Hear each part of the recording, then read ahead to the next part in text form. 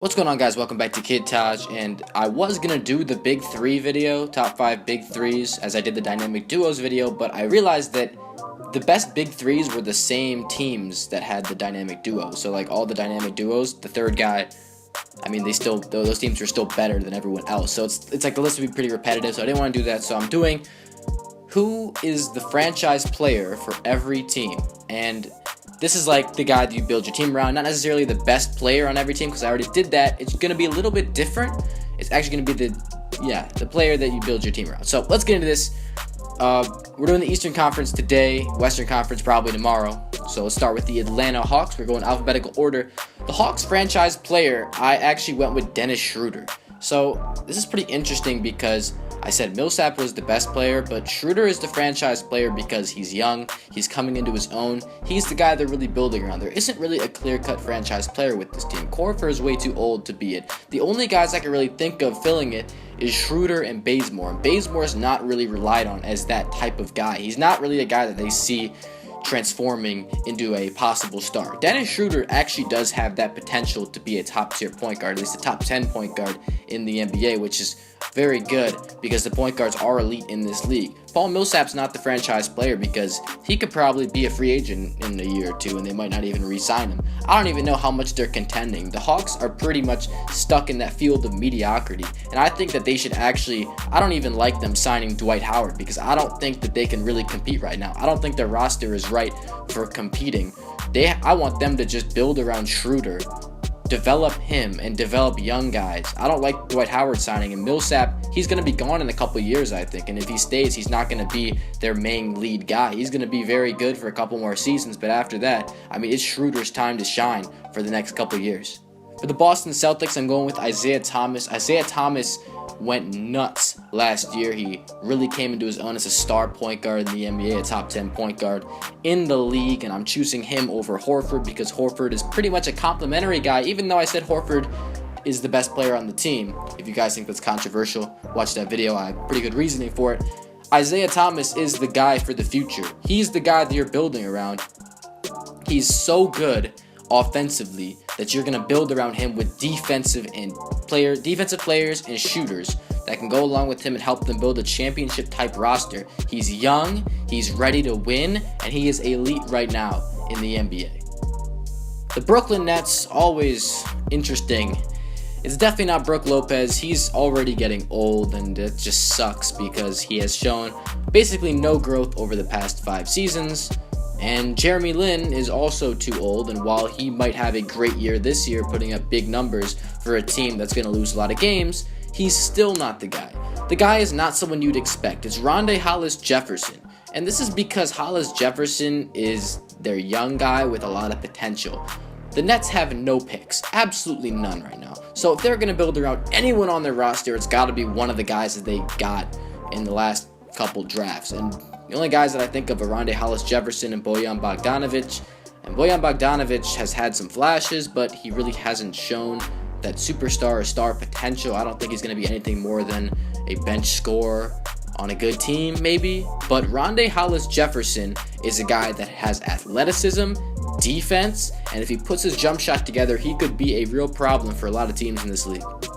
The Charlotte Hornets franchise player is Kemba Walker. So this is the first one where I'm doing the best player on their team. Kemba Walker is the leader of this team. He's the young point guard that is really bringing them on his back. I'm not saying he's carrying them, but I'm just saying Kemba Walker is the guy that does it all for this team. He's really all around in terms of his offense. He can do a lot of things on the floor.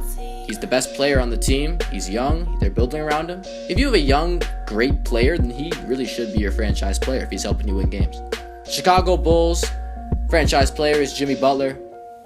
Jimmy Butler has shown tremendous strides forward every single season he's been in the NBA as a complete all-around shooting guard, small forward, ball handler type, and he's just been great. He's still pretty young at age I think he just turned 27. He's got a couple years left to be that go-to guy for Chicago. They signed him onto a big contract a couple years ago. He's the guy right now. They want to build around him right now. If they're going to win right now, it's going to be with him leading them. For the Cleveland Cavaliers, you should know. You might think it's Kyrie Irving, and it might be maybe next year, but We all know who the franchise player on the Cleveland Cavaliers is. It's LeBron James. I know that he's 30, 31, but he's going to be there for a long, long time. I mean, he's still going to stay in Cleveland probably until his career is over. He's going to be relevant in the NBA until then. He's going to be the guy for the next 6 years. Kyrie Irving might be better than him in 5 years, but that doesn't make him the franchise player right now. It's all about LeBron right now. He's going to lead them to a championship. If, that's what they're doing. I think they're going to make it this year again. I don't really see his streak of going to consecutive championships ending now. For the Detroit Pistons, it's Andre Drummond. Another case where it's the best player on the team. Drummond is just an absolute beast. He's young. He's huge. He just can't shoot free throws. He does everything well except for shooting and dribbling. You don't need a dribbling center, but the guy can't shoot the ball. Free throws are terrible. He really needs to work on that, but he's very good in every other aspect, and you really want to see, them continue to build around him because they've done a great job so far building around Drummond, and their Pistons are a very underrated team going into next year.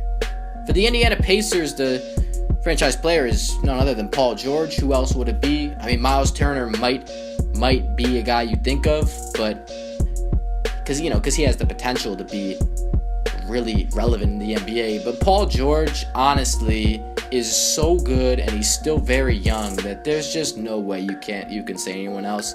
He's unbelievable what he does for the Indiana Pacers, and they're gonna build around him. The Miami Heat, a very unfortunate situation. Shout out Chris Bosh.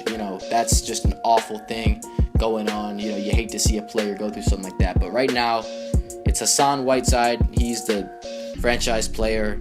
Not a lot of depth there in Miami. They only have 2 or 3 legitimate NBA starters, in their lineup. So I wonder how that's going to go. And yeah, it's just bad with Chris Bosh. But Whiteside is the guy. He's super young. Actually, I don't even know if he's that young. I don't think he's that young, but he's full of potential. And he's still a great player right now. And they're going to build around him right now. For the Milwaukee Bucks, this one should be as obvious as any. It's Giannis. I made the video about Giannis that went crazy. That has almost 10,000 views right now. Probably will by tomorrow. But Giannis has gone absolutely nuts last season, and he's still going nuts because he's going to play point guard this season. That's going to be crazy. They just signed the big contract. There's absolutely no question about this one. For the New York Knicks, it's not the best player on the team, and you should know who this is. It's Kristaps Porzingis, whatever you want to call him. Porzingis. Kristaps Porzingis was actually regarded as a draft bust when he was first drafted. Everyone knows this. I don't know why I'm saying it, but it happened. It's relevant because he proved everybody wrong, especially you, Stephen A. Smith. And Kristaps Porzingis had a really nice output last season. I think like 15-9 or something like that. I'm not probably off a little bit with those numbers, but he was very good, and he continues to get better. He will. He's the guy they're building around for the future once Melo is, done doing his thing there, being the dominant force he is. But Porzingis is his team. If they're gonna win a championship, Porzingis is gonna be the guy. I have a feeling. Orlando Magic, Aaron Gordon. Yeah, this is another team in a poor situation. That trade really fucked them over, and it doesn't look all that good. They're stuck with Ibaka and Vucevic, 2 veterans that you're just not sure how they're... Vucevic, I don't even know if he's that old, but he hasn't shown a lot of growth over the last couple years. And Aaron Gordon continues to be the bright young star. I don't know about star, but he's bright, he's young, and he's full of potential. And he's going to be, I think, a really good player for this team. For the Sixers, it's the unfortunate case of Ben Simmons. The last couple draft picks, Embiid, Okafor, Noel. There's just so many we haven't seen Embiid yet. We can't say how good he's going to be. Noel hasn't shown really anything on the offensive end. Okafor hasn't shown anything on the defensive end or in his maturity. Simmons, I think he's the guy. Unfortunately, the injury just sucks so much because of this. But Ben Simmons, when he comes back, he's going to have a full load to carry, and he's going to be their guy for several years. I have a feeling. I just think that he's going to be the leader of this team. The Toronto Raptors, we're getting to the second to last one. It's not Kyle Lowry. It's DeMar DeRozan. DeMar DeRozan for a couple reasons. I might have said Jonas Valanciunas, but DeRozan has just shown so many strides of being pretty dominant in this league for years to come. He's pretty young still. He got a big contract this offseason. He's not better than Kyle Lowry, at least I don't think he is, But Lowry's old. I think he's in his 30s. He just got in his 30s probably. He's been in the league a long time. They're not really building around Lowry right now. They want to get DeRozan because DeRozan, in a couple years, he's going to be the best player on this team. Or maybe, I don't know. Look, it's hard to tell, but DeRozan is young. He's ready to take the load. I mean, honestly, I can't see a case where you have Valanciunas take that franchise, that player you want to build around title from DeRozan, because it just doesn't seem like that's in store for them. With the Washington Wizards, we'll wrap it up. John Wall, this one should be pretty obvious, straightforward. John Wall hasn't really experienced a whole lot of winning in his career in Washington. A couple playoff seasons here and there, but still, he just hasn't. They haven't been consistent, but we all know how great of a player John Wall is, how all-around, focused, committed, and it just sucks what's going on in that franchise. They can't really get any chemistry going. They can't really get anything. You know, the coaching situation was bad for a while. The front office, I'm not sure. They're not getting any type of free agents into Washington.